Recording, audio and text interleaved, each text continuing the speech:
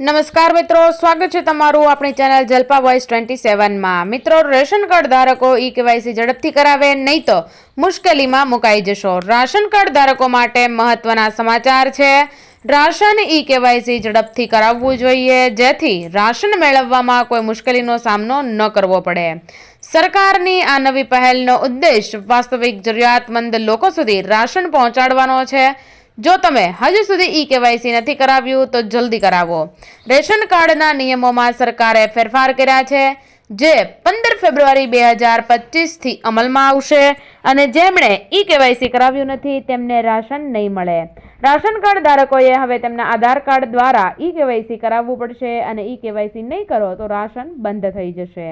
E KYC દ્વારા સરકાર એવા લોકોની ઓળખ કરી રહી છે જેઓ ખોટી રીતે રાશન કાર્ડનો લાભ લઈ રહ્યા છે। આ પ્રક્રિયા પછી માત્ર જરૂરિયાતમંદ લોકોમાં જ યોજનામાં રહેશે। જો તમારા પરિવારમાં કોઈ સરકારી નોકરી કરે છે, સારી આવક ધરાવે છે અને અન્ય સરકારી લાભો લે છે તો તમારું રાશન કાર્ડ રદ થઈ શકે છે। માત્ર ગરીબ અને લાયક પરિવારોને જ લાભ મળશે। રાશન સુવિધા ચાલુ રાખવા માટે શક્ય તેટલી વહેલી તકે ઈ કેવાયસી કરાવવું પડશે અને આ પ્રક્રિયા ઓનલાઈન અને ઓફલાઈન બંને રીતે કરી શકાય છે।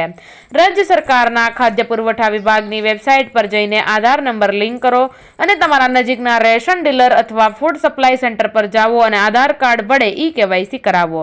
સૌથી પહેલા રાજ્ય સરકારની પીડીએસ વેબસાઇટ ખોલો, રેશન કાર્ડ ઈ કેવાયસી વિભાગ પર જાઓ, આધાર નંબર અને મોબાઈલ નંબર દાખલ કરો।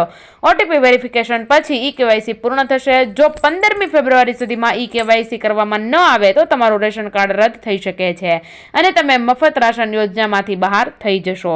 તો મિત્રો, વહેલી તકે ઈ કેવાયસી કરી નાખજો અને ન આવડે તો અમારી ચેનલમાં પહેલેથી એક વિડીયો મૂકેલો છે તે જોઈ લેજો। ફરી મળીશું આવા વિડીયો સાથે, ત્યાં સુધી જય હિન્દ, જય ભારત।